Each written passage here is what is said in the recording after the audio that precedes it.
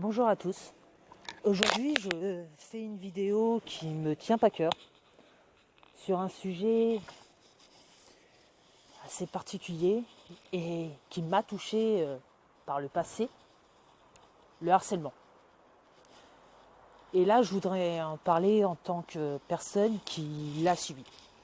Alors, je préfère dire tout de suite, je sais très bien que certains me diront que ce que j'ai subi, il y en a qui ont connu pire. Et oui, en effet, il y en a qui ont connu pire, je le sais.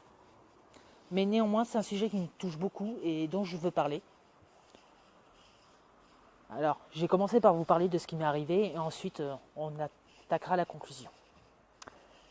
Quand j'étais au collège, j'étais en cité. J'y vais en cité.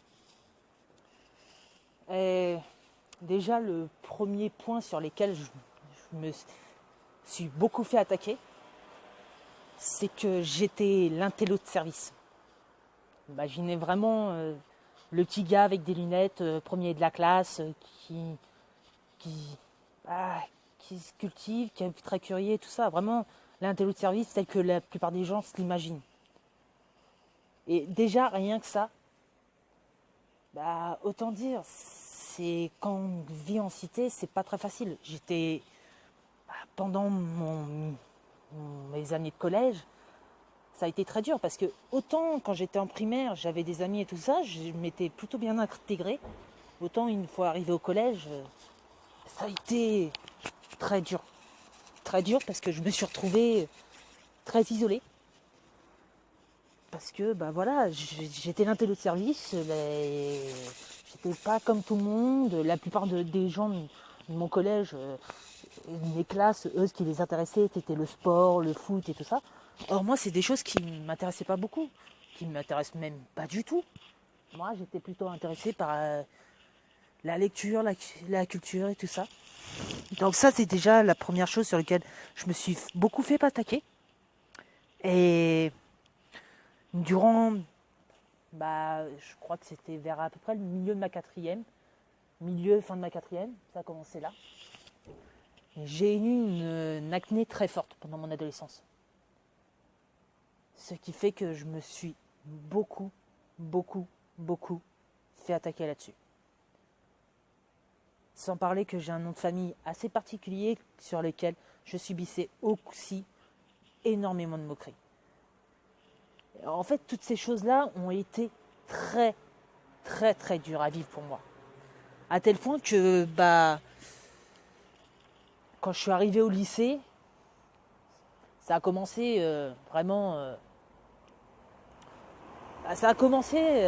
vers la fin de ma troisième. Mais ça a été surtout lors de ma seconde arrivée au lycée où j'ai totalement perdu pied.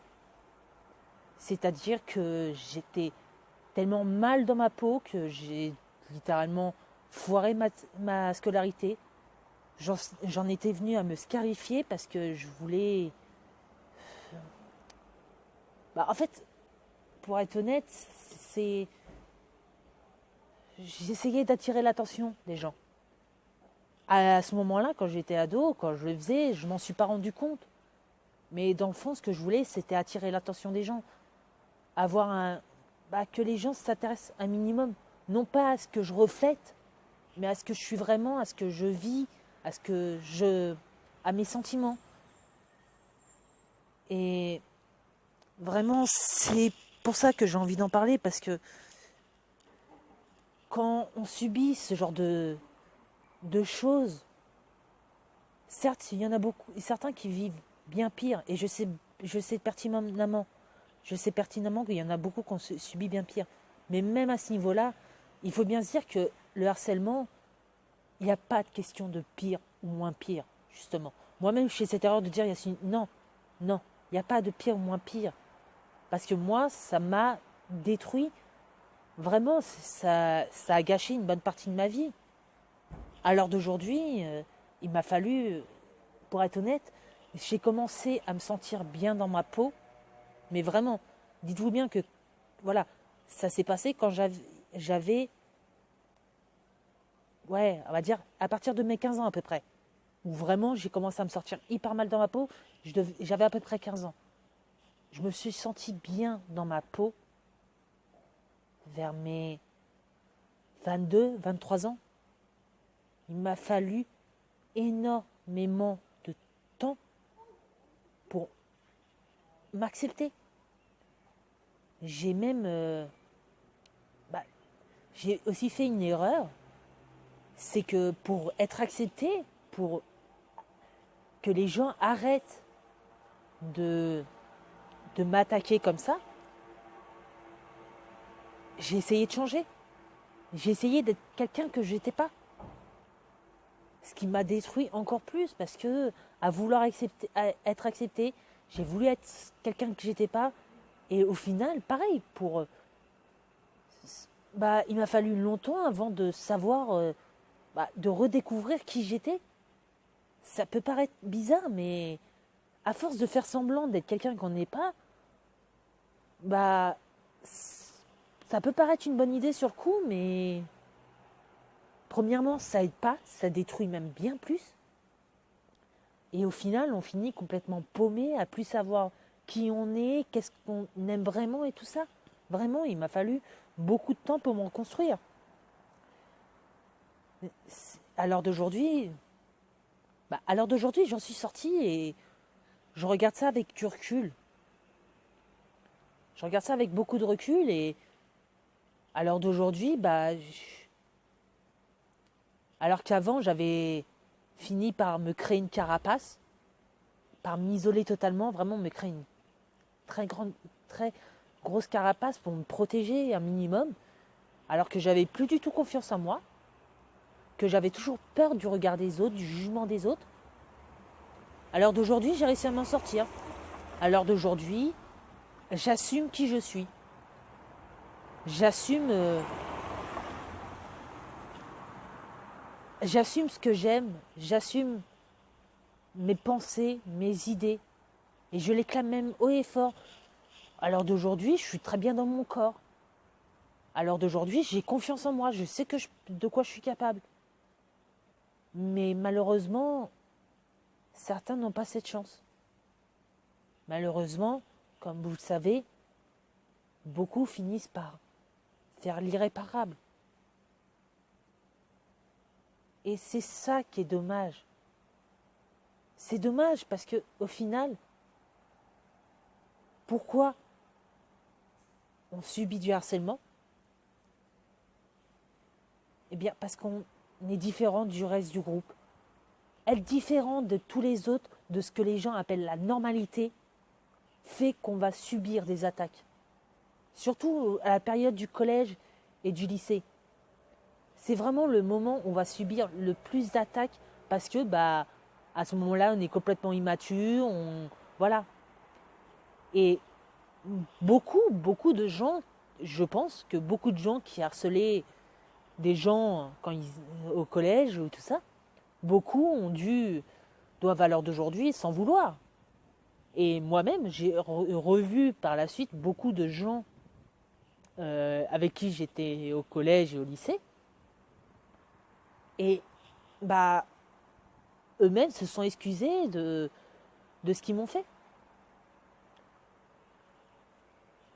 Parce que, voilà, ils ont grandi, ils ont mûri, ils se sont aperçus des erreurs. Mais je pense que c'est important que dès le plus jeune âge, on apprenne aux enfants surtout. Vraiment, c'est dès l'enfance qu'il faut commencer à leur apprendre à ne pas juger les gens. C'est quelque chose de très important.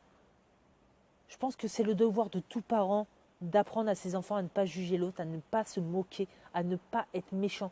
D'apprendre dès vraiment très jeune, avant qu'il soit trop tard, que des mots peuvent vraiment faire mal. Jusqu'où ça peut aller. Il ne faut pas attendre le dernier moment pour faire ça. Il ne faut pas attendre qu'il soit ado pour faire ça. Il ne faut pas attendre qu'il y ait des plaintes pour faire ça.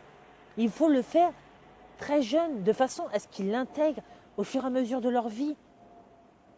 De façon à ce que le harcèlement s'arrête.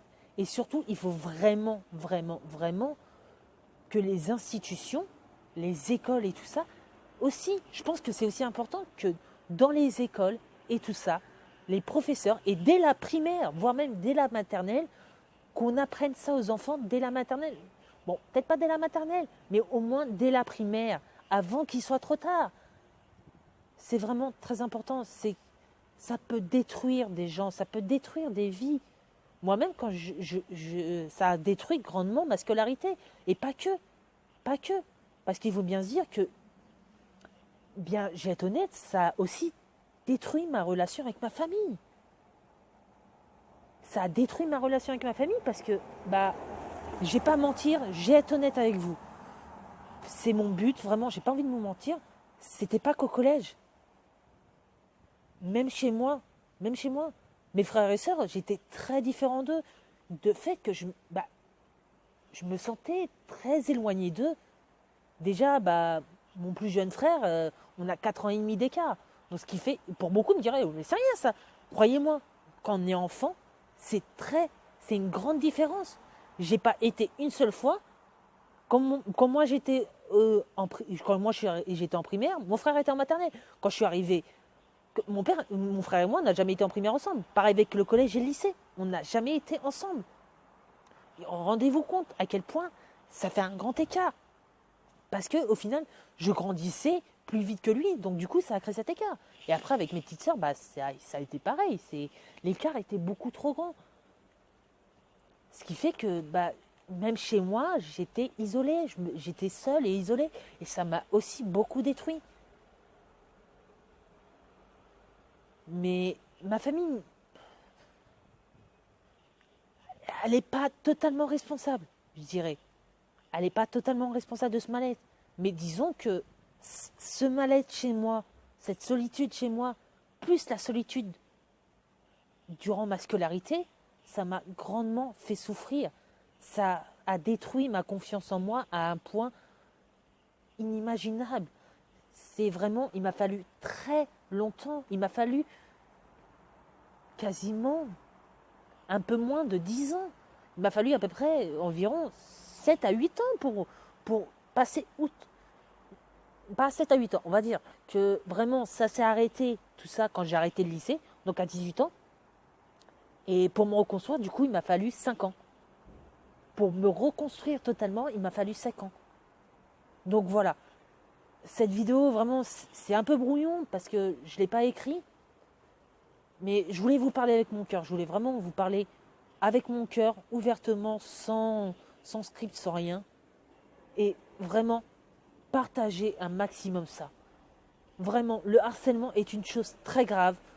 Et c'est un sujet qui me tient très à cœur parce que je l'ai subi, ça m'a détruit. Et vraiment, il faut le combattre encore plus que ce qui n'est déjà fait.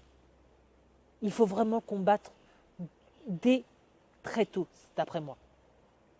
En tout cas, n'hésitez pas à laisser un commentaire et surtout à partager cette vidéo un maximum. Partagez-la un maximum pour transmettre ce message à un maximum de gens. Merci pour votre écoute. C'était Des et à très bientôt.